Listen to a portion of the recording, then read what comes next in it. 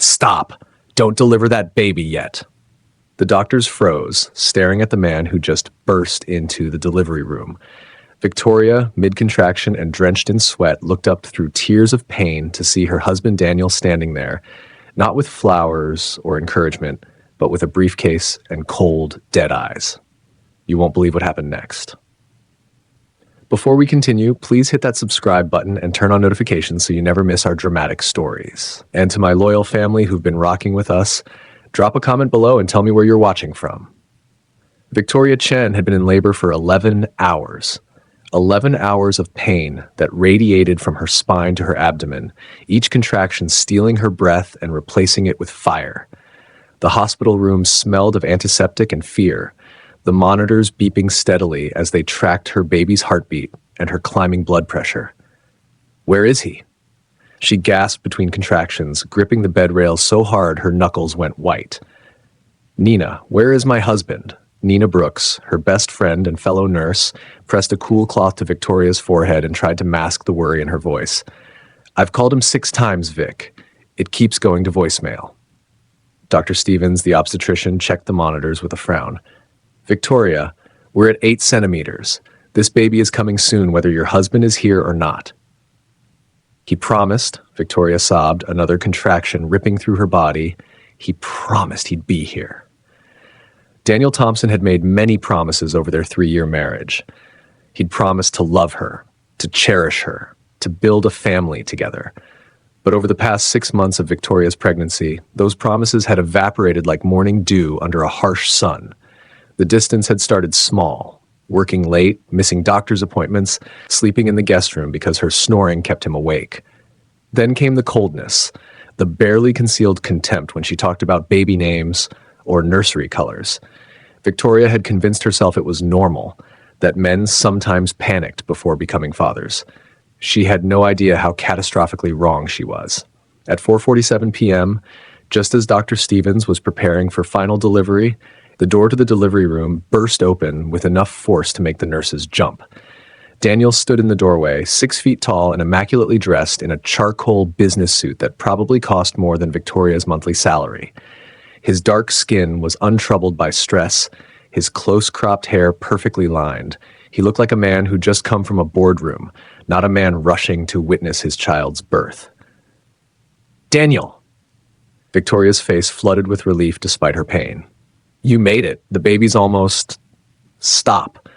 His voice was ice. He wasn't looking at her with love or concern or even basic human empathy. He was looking at her like she was a problem to be solved. Dr. Stevens straightened, confused. Mr. Thompson, your wife is in active labor. We need you to either support her or wait outside. I said stop. Daniel's tone carried the authority of a man used to being obeyed. He walked further into the room, and that's when Victoria noticed the leather briefcase in his hand. Not flowers, not a camera to capture their child's first moments. A briefcase. Daniel, what are you? Another contraction cut off Victoria's words, and she cried out in agony. Can you give us a moment? Daniel asked the medical staff, though it wasn't really a question. Sir, your wife is literally about to give birth, a nurse protested. 5 minutes, please. Doctor. Stevens looked at Victoria, who nodded weakly, too confused and in too much pain to argue. The medical team reluctantly stepped into the hallway, leaving the couple alone. The moment the door closed, Daniel set his briefcase on the table beside Victoria's bed and opened it with businesslike efficiency. He pulled out a manila folder and set it on her swollen belly without ceremony. What is this? Victoria whispered, though somewhere deep in her soul, she already knew. You don't bring a briefcase to a birth, you bring love. Divorce papers. Daniel's voice was flat, emotionless. I need you to sign them.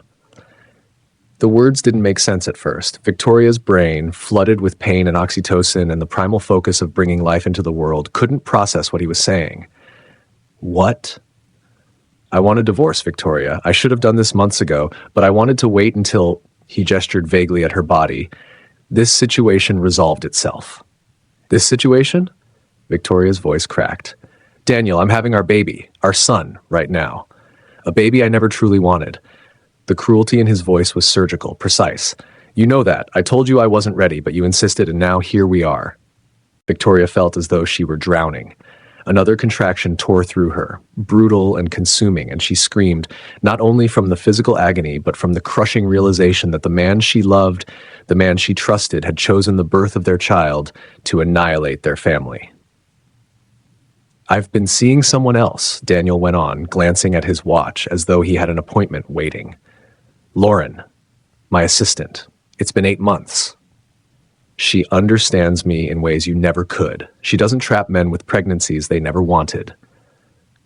"Trap you?" Victoria gasped, struggling for air. "We planned this baby. We talked about names. You painted the nursery." "I did what you needed me to do, but I'm done acting." He pulled a pen from his jacket and held it out to her. "Sign the papers, Victoria. Let's finish this cleanly. You can keep the house, the car, whatever. I just want out before that baby complicates things further." The door opened, and Dr. Stevens stepped back inside, her expression tight with professional concern. "Mr. Thompson, I'm sorry, but we need to proceed.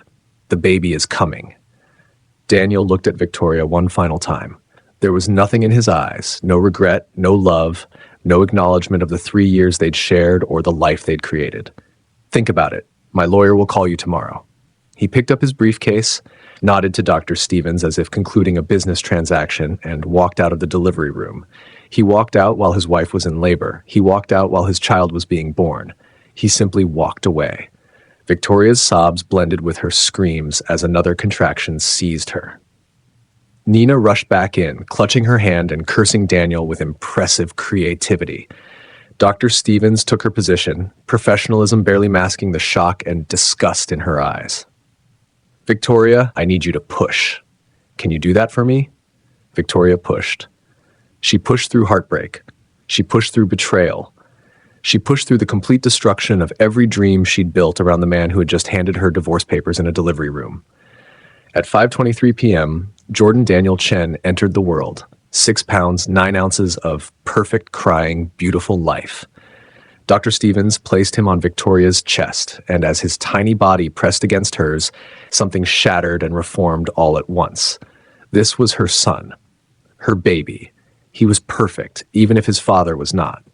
"He's beautiful," Nina whispered through tears. Victoria kissed Jordan's damp head, breathing in his newborn scent, feeling his heartbeat against her chest.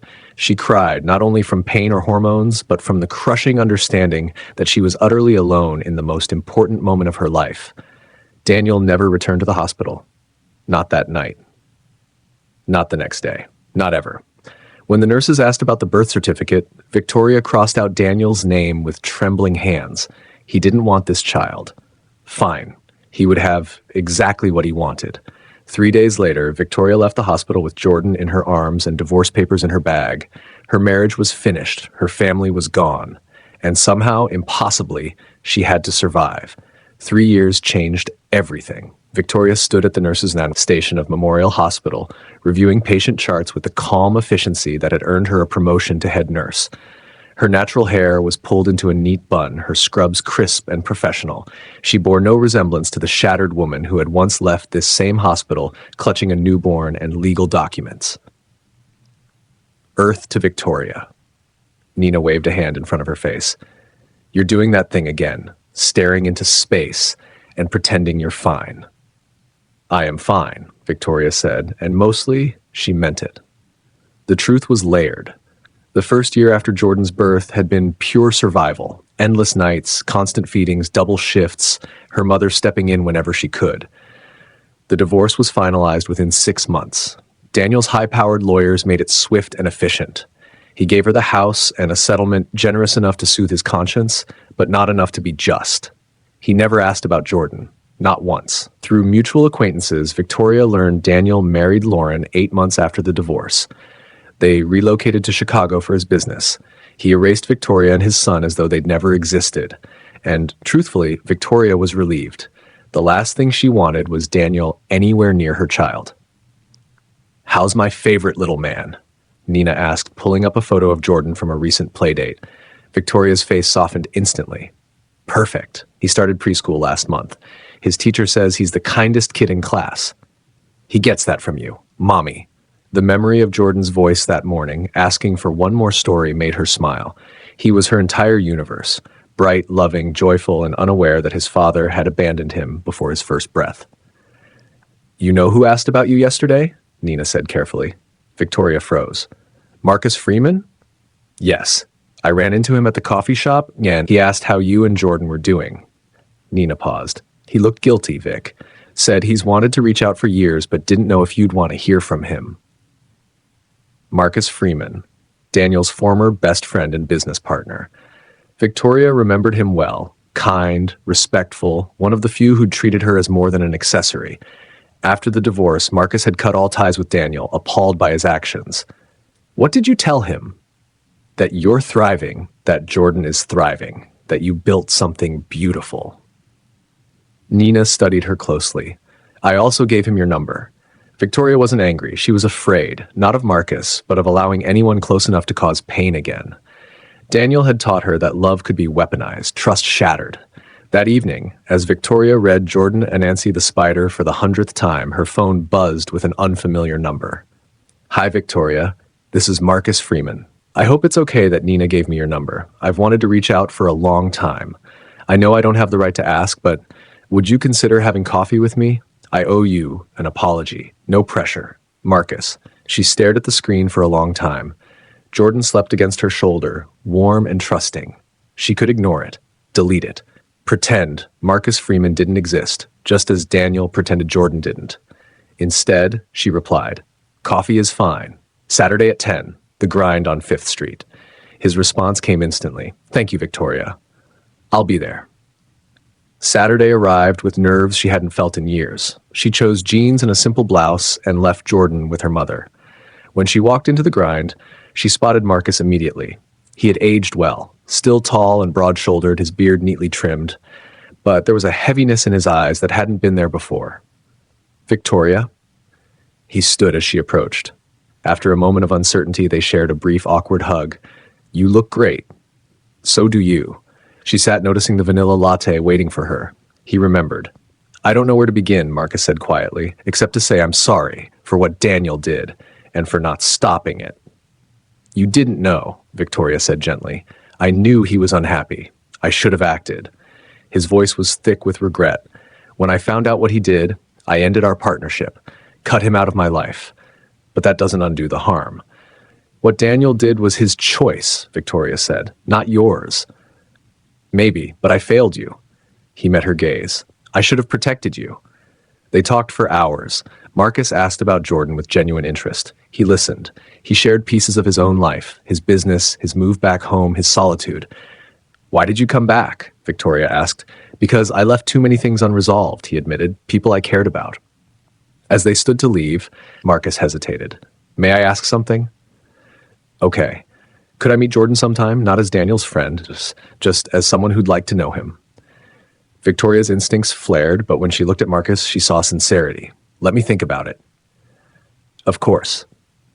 Over the following weeks, they exchanged messages, slowly, carefully. One Saturday, Victoria sent him a photo of Jordan on the swings. He asked if Uncle Marcus wants to come push him. Marcus replied immediately, "I'd love that." When he arrived, Jordan ran straight to him. Marcus lifted him, spinning as Jordan laughed. "I'm 3.5," Jordan declared proudly. Victoria watched them and felt something unfamiliar bloom inside her.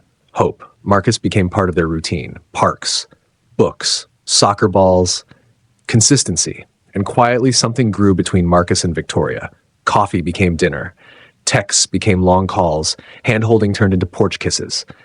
"I care about you," Marcus said one night. "And about him. I'm scared of ruining this." "You won't," she said. "I don't want to replace anyone. You're whole. Jordan is whole. I just want to be here." She kissed him, not for his words, but for his actions. "I want that too." They didn't know Daniel had returned to town, or that a chance encounter at the park would soon unravel everything. Saturday dawned bright and warm. Victoria, Marcus, and Jordan headed to Riverside Park, picnic basket in hand. "Uncle Marcus makes the best sandwiches," Jordan announced. "I do have talents," Marcus said, smiling, then hesitating. "Can I ask you something?" "Always." "How would you feel if I was around more? Weeknights, bedtime stories." He swallowed. "I'm falling in love with both of you." Victoria's heart turned over, just as it always did when Marcus spoke with honesty and courage. "I'd like that. A lot." They found a perfect spot under a massive oak tree, spreading out a blanket while Jordan immediately ran toward the playground. Marcus started unpacking food while Victoria kept a watchful eye on her son.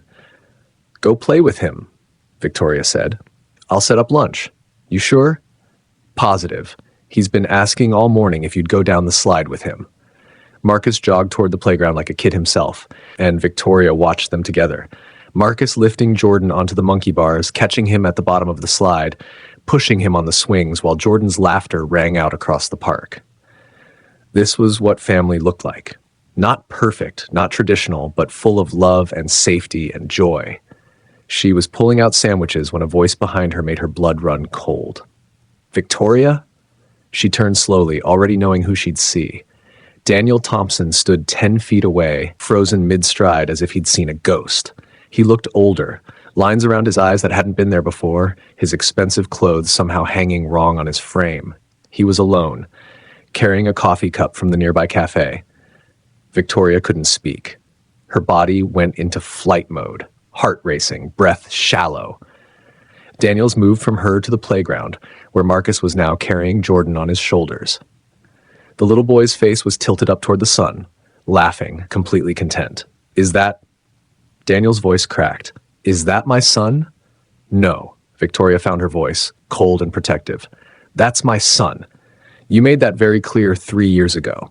Daniel took a step closer, and Victoria stood, positioning herself between him and the playground. "Victoria, I need to— Who is that with him?" "That's none of your business." "That's Marcus." Daniel's face went from shock to angry in seconds.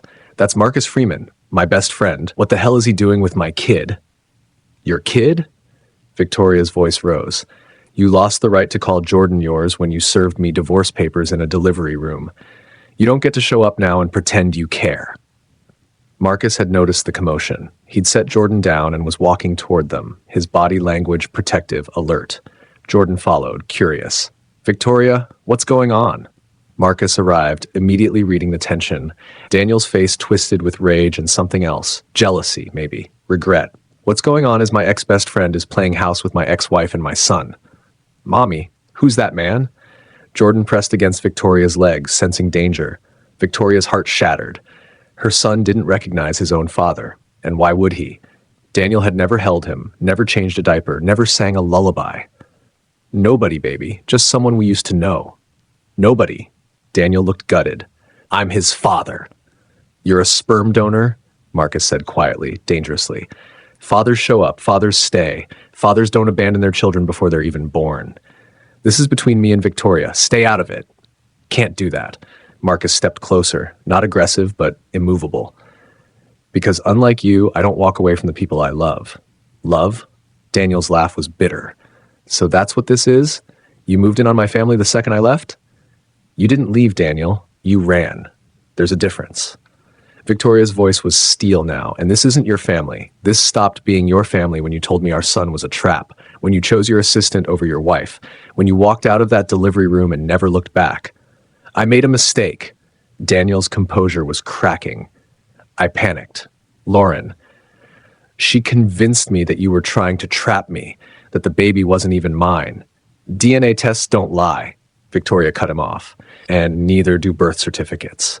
You knew he was yours. You just didn't want him." Jordan started to cry, overwhelmed by the raised voices. Marcus immediately knelt down, pulling the little boy into a hug. "Hey, buddy, it's okay. Want to go look at the ducks by the pond?"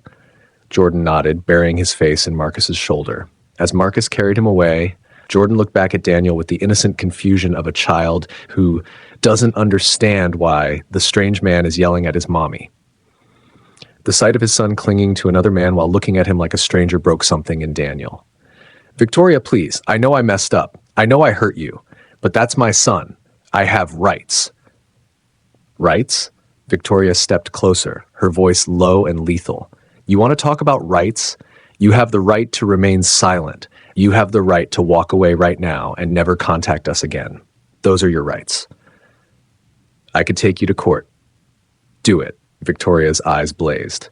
"Let's go in front of a judge and have the hospital testify about what you did. Let's have Dr. Stevens explain how you traumatized me during labor. Let's have my entire birthing team describe how you served me divorce papers while I was literally pushing your son into the world. She pulled out her phone. I have documented everything, Daniel. Every text you ignored, every missed appointment. The divorce papers timestamped at 4:53 p.m. on the day Jordan was born. Take me to court. Please, I'm begging you to try. Daniel's face went pale. He hadn't considered that his cruelty had witnesses, that hospitals kept records, that his moment of ultimate betrayal was documented in medical charts and legal filings. Victoria, No. She held up her hand. You don't get to do this. You don't get to stroll back into our lives because your marriage failed and you're lonely. Jordan is happy, he's healthy, he's loved, and you're a stranger to him. Maybe you should have thought about that before you told me to stop delivering him. Marcus was walking back now, Jordan still in his arms, sensing Victoria needed backup. Daniel looked at them. This little family that should have been his son who didn't know him, his ex-wife who'd rebuilt her life without him, his former best friend who'd stepped into the role he'd abandoned. This isn't over, Daniel said, but his voice lacked conviction. Yes, it is. Victoria picked up the picnic blanket, signaling their day was done.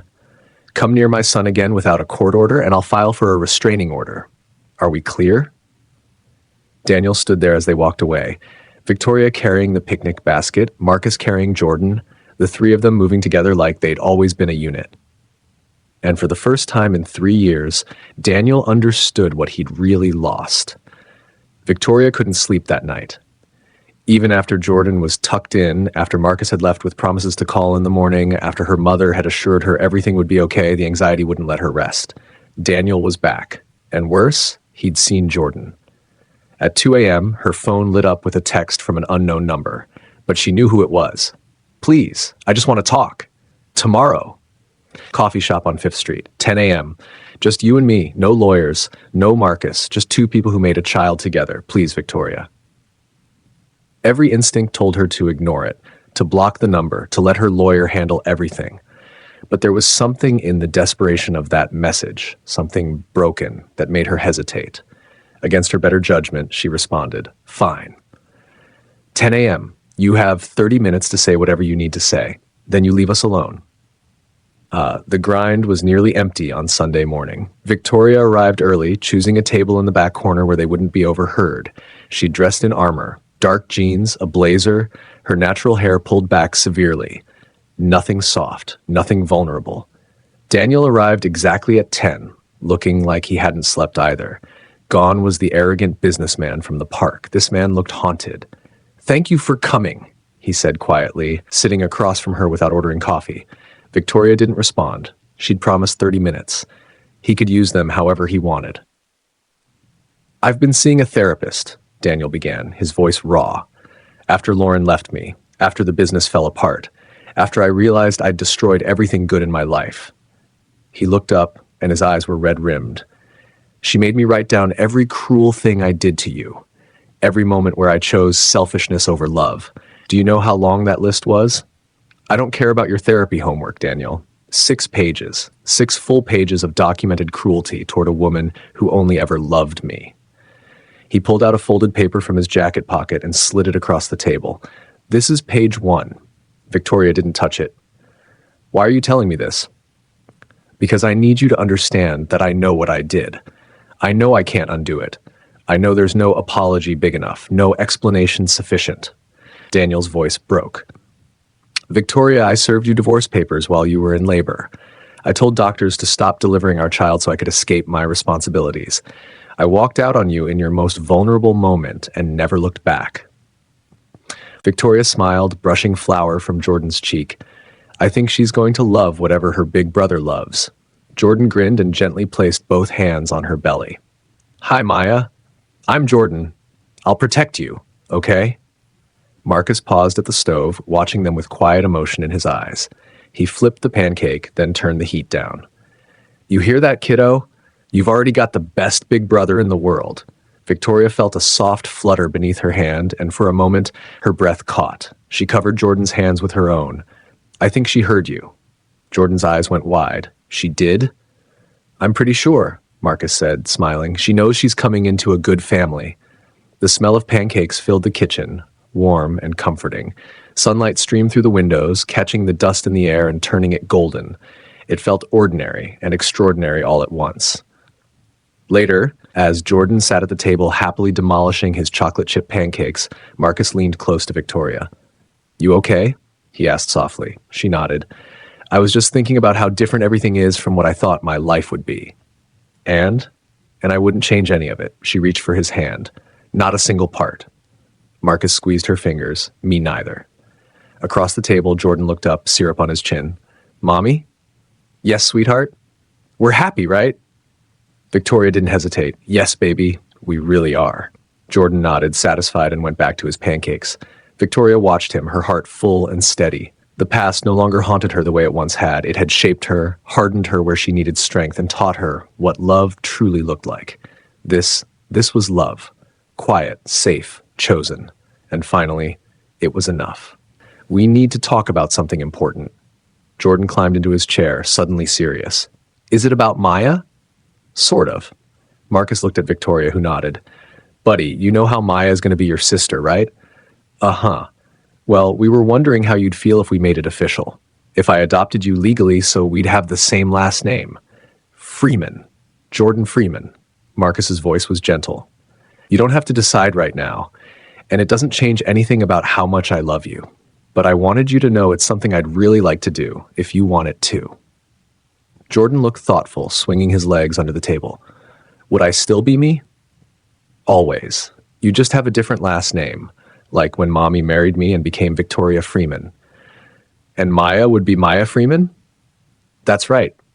Jordan considered this, taking a big bite of pancake. Then, with syrup on his chin and complete certainty in his voice, he said, "Okay, I want to be Jordan Freeman, because you're my dad." Marcus's eyes filled with tears. He pulled Jordan into a hug, and Victoria watched her son, their son, wrap his small arms around the man who'd chosen him when his biological father hadn't. Later, after breakfast was cleaned up and Jordan was playing in the yard, Marcus and Victoria stood at the kitchen window watching him. "Do you think he'll ever ask about Daniel? Really ask, I mean?" Marcus wondered. "Maybe. Probably." Victoria leaned into his shoulder. "And when he does, I'll tell him the truth, that his biological father wasn't ready to be a parent, that people make mistakes, that family isn't always about blood, and that his mom is the strongest person I've ever met." Victoria smiled. "I'm not that strong. I just did what I had to do." That's what strength is. Through the window, Jordan was building something elaborate with sticks and rocks, narrating an adventure to himself about superheroes and dragons. He looked happy, secure, loved. 2 months later, the adoption was finalized. Judge Morris, the same judge who'd presided over the custody battle, handled the proceedings with unusual warmth. "Mr. Freeman, you're now legally recognized as what you've already been in practice, this child's father. Take care of him. Always, Your Honor." They took Jordan to his favorite pizza place to celebrate. He kept saying his new name over and over, Jordan Freeman, like he was trying it on for size and finding it fit perfectly. That night, tucking Jordan into bed, Victoria read him his favorite story, still a Nancy the Spider after all these years, and watched his eyes grow heavy. "Mommy?" He mumbled half asleep. "Yes, baby? I'm glad you picked Dad." Victoria's throat tightened. "Me too, sweetheart. Me too." She kissed his forehead and stood in the doorway, just like she had so many nights before, watching him sleep. But this time there was no fear, no lingering trauma, just peace. Marcus appeared behind her, wrapping his arms around her waist, his hands resting on her belly where Maya was growing. "You know what I was thinking?" he whispered. "What? That African proverb you love, a child who is not embraced by the village will burn it down to feel its warmth. What about it? Jordan was embraced. By you, by me, by everyone who matters. And look at him. He's not burning anything down. He's building his own village." Victoria turned in his arms, kissing him softly. "We're building it together." 3 years after Daniel had walked out of that delivery room, Victoria finally understood something profound. Some men destroy families through cruelty, but real family isn't built by biology. It's built by the people who show up, who stay, who choose love even when it's hard. Jordan had a father, not the one genetics gave him, but the one who'd earned the title through patience, consistency, and unconditional love. And that, Victoria thought as she closed Jordan's door and headed to bed with her husband, was the truest definition of family she'd ever known. Some stories don't end with revenge. Some stories end with redemption. This one ended with something better: peace, healing, and a family built on choice rather than obligation. And in the end, that was everything. What did you think of Victoria's journey from betrayal to healing? Have you ever had to rebuild your life from scratch? Drop your thoughts in the comments below. And remember, hit that subscribe button if you loved this story. Family isn't always about blood. It's about who shows up when it matters most. Until next time, stay blessed.